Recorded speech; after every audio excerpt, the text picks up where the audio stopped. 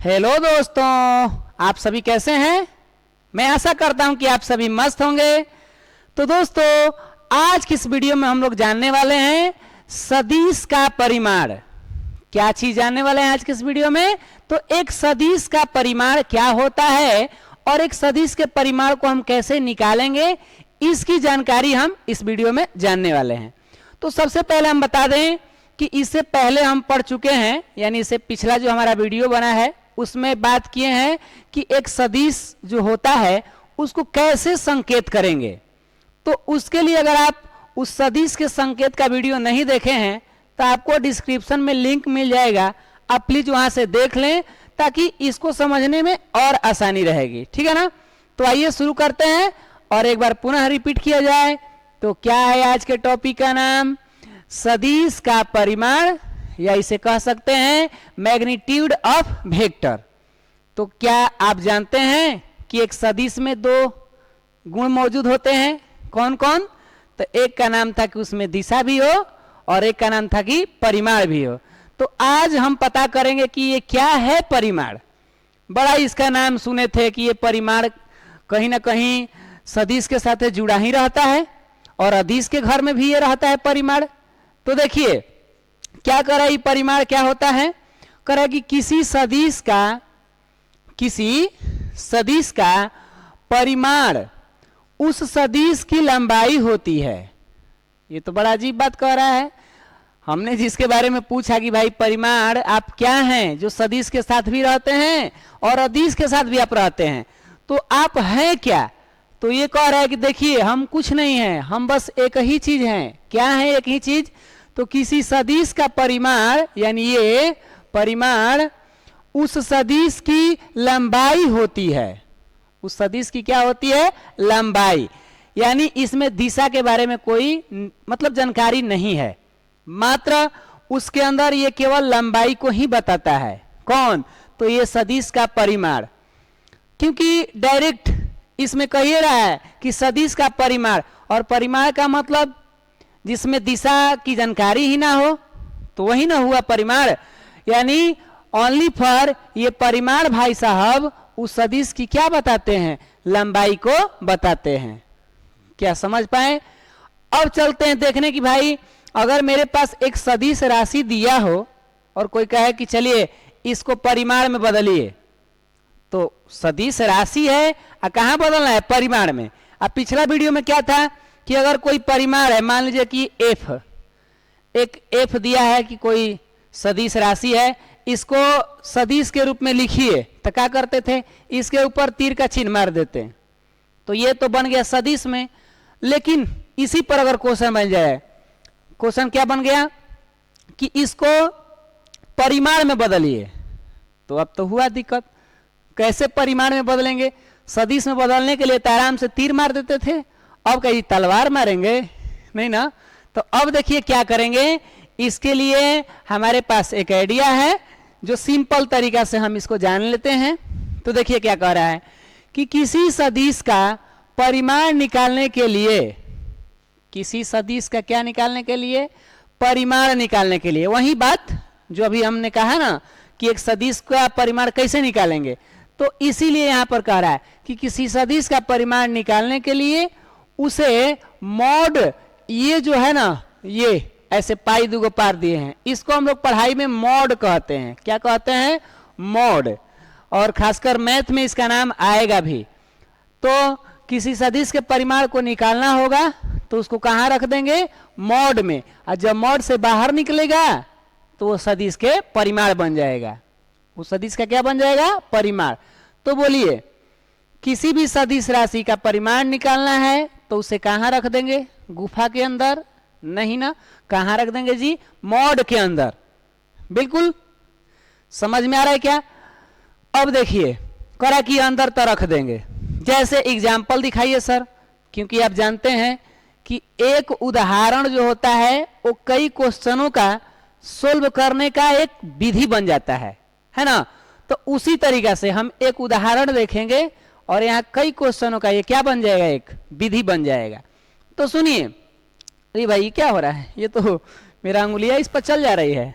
देखिए आगे कह रहा है कि मान लीजिए यहां पर कह रहा है कि जैसे सदिश ए वेक्टर, यहां पर कोई सदिश ए वेक्टर है, कुछ हो ले सकते हैं, फलाना चिलाना, उसे कोई मतलब नहीं, तो हमने ए ले लिया।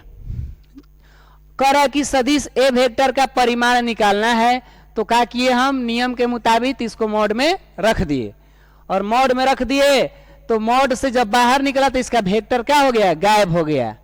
ये हमारा सिद्धांत कहता है। आप कहेंगे सर ये कैसे होता है, प्रूफ करिए। तो ये सब पढ़ाइयाँ धीरे धीरे हमारा आगे आएगा कि कैसे यहाँ से यहाँ आ गया, खाली लिख देंगे तो हो जाएगा, इसके लिए कुछ प्रूफ नहीं चाहिए क्या। तो सिद्धांत अभी तो हमें बस इतना समझना है, अभी तो शुरुआत हो रही है, बाकी तो बहुत सारे सदिश में भी चीजें पढ़नी है। तो धीरे धीरे धैर्य रखिए। क्यों, क्योंकि धैर्य का जो फल होता है वो हमारा मीठा होता है, ये बात जानते हैं ना। अब कोई कहे कि फल नहीं मिला तो लो, ऐसा नहीं हो सकता, प्रकृति का न्याय नहीं करता। तो देखिए ए वेक्टर का परिमाण जो होता है ये कितना आ गया, ए आ गया, हो गया ना। तो कभी भी हमसे कोई पूछे कि मान लीजिए कि मेरे पास कोई सदिश है, उसका परिमाण निकालिए, तो उसको कहाँ रख दीजिएगा, उसको मॉड के अंदर। अब इसे बाहर निकालते समय कुछ मैथमेटिकल क्रिया करेंगे यहाँ पर आगे चलकर, ठीक है ना। तो अब आइए, जैसे कोई और एक और एग्जाम्पल दिया है, वैसे ही सिंपल है, अभी कोई भारी वाला एग्जाम्पल नहीं दिए। अभी तक छोटा बच्चा की तरह हम लोग पढ़ रहे हैं, छोटा बच्चा ही समझ लीजिए, ऐसा भी है। अभी तब इन लोग का बाहुबली अभी हैबे किया है। कह रहे कि यदि कोई सदिश एफ वेक्टर है, कोई सदिश क्या है, एफ वेक्टर, तो इसका परिमाण क्या होगा। तो देखिए यहां पर सदिश एफ वेक्टर का परिमाण निकालने के लिए उसको कहां रख दिए, मॉड में। और मॉड से जैसे ही बाहर निकला तो इस सदिश का क्या बन गया, परिमाण बन गया। क्या बातें समझ में आ रही है। तो मुड़ी ऊपर नीचे कीजिए कि हाँ सर समझ गए हैं, नहीं समझ में आ रहा है तब हमको कोशिश करेंगे कि समझाएं, कमेंट मार दीजिए कि नहीं समझ में आ रहा है, ये न करेंगे। तो अब देखिए यहां तक समझ में आया, अब आते हैं नोट पर। कहाँ आते हैं जी, नोट पर। और आप सभी जानते हैं कि नोट चाहे पैकेट का हो या नोट चाहे हमारे कॉपी का हो, दोनों होना बहुत महत्वपूर्ण है। तो शुरुआत करते हैं नोट नंबर 1।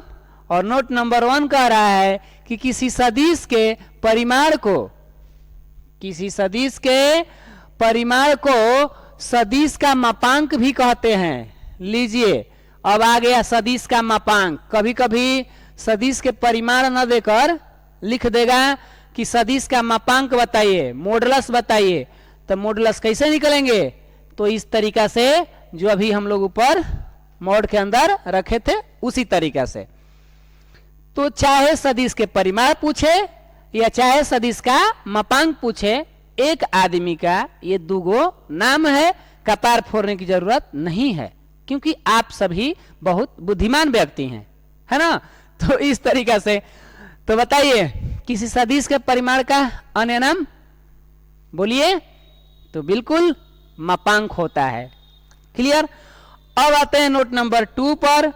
नोट नंबर 2 कह रहा है कि किसी सदिश का परिमाण उस सदिश का निरपेक्ष मान, एब्सोल्यूट वैल्यू। कौन वैल्यू जी, एब्सोल्यूट वैल्यू। इसको बोलने में थोड़ा हो सकता है हम लोग का प्रोनाउंसिएशन खतरनाक हो, लेकिन हम बोलते हैं इसको एब्सोल्यूट वैल्यू। तो ई क्या कह रहा है, समझे में नहीं है, अभी तक बाउंस किया ऊपर ऊपर, है ना। देखिए क्या कह रहा है, किसी सदिश का जो परिमाण होता है, ये परिमाण, जो परिमाण पी रही है या मार में गिर जाओ जाओ, लेकिन परी को इतना रिस्पेक्ट देना चाहिए ना जी, उसको मार पिला दिया जाए। मान लीजिए परी छुट्टी को है, अब उसको दूध अभी नहीं मिल रहा है, तो गरीबी हालात हैं, इसको मार पिला दीजिए। बड़ी होगी तो कहलाए कि हम परी बने हैं ना, मार पी के बने हैं। पहले के जमाने में इससे ज्यादा था, अब तो भाई इतना व्यवस्था होगा कि के मार पिएगा, नहीं ना। शुरू करते हैं। देखिए किसी सदिश का परिमाण जो कह रहा है, उस सदिश का, यानी कोई भी सदिश जो लिए है ना उसी का, मान लीजिए ले लिए ए वेक्टर, तो इसी का कह रहा है कि किसी सदिश का परिमाण उस सदिश का निरपेक्ष मान, निरपेक्ष का मतलब शुद्ध मान, महत्तम मान, जितना अच्छा हो सके।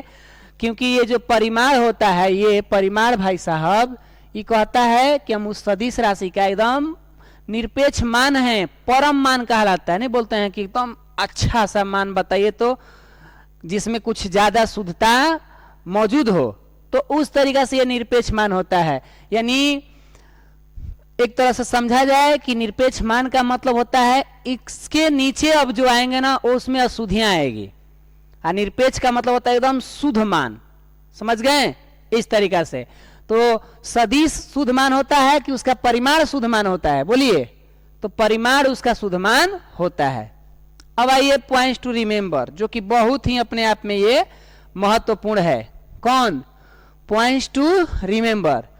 किससे संबंधित पॉइंट्स टू रिमेंबर है? तो एक सदिश के परिमाण से संबंधित है।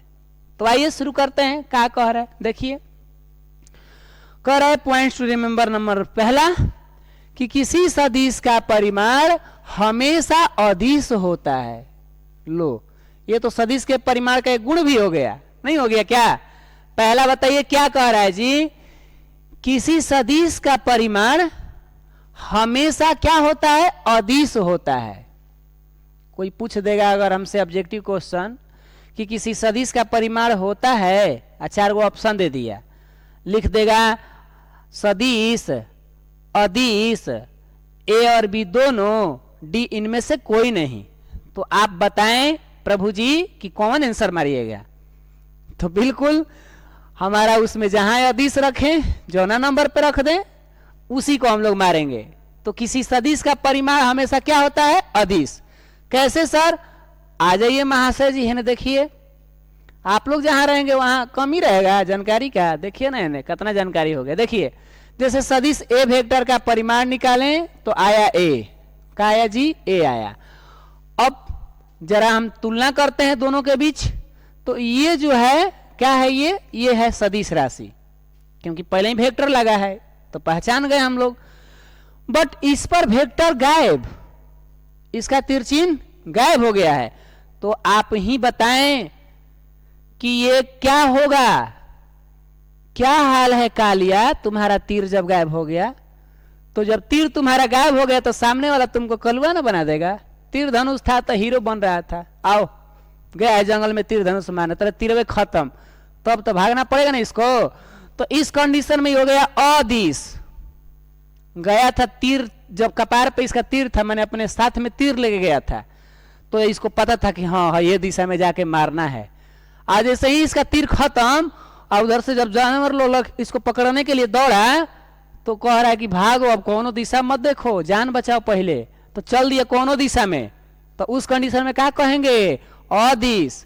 आ जाते समय सदिश ऐसे नहीं बोलेंगे, सदिश अदिश बोलेंगे, थोड़ा सा इंजॉय के लिए हो जाता है। तो देख लीजिए, समझ गया ना? किसी सदिश का परिमाण हमेशा क्या होता है? तो अदिश होता है। चलिए, हमको तो लग रहा है कि एकदम समझ गए होंगे। अगर इतना पे भी नहीं समझ रहे हैं तो आप किसी दूसरे ग्रह से तो नहीं आए हैं नहीं है ना?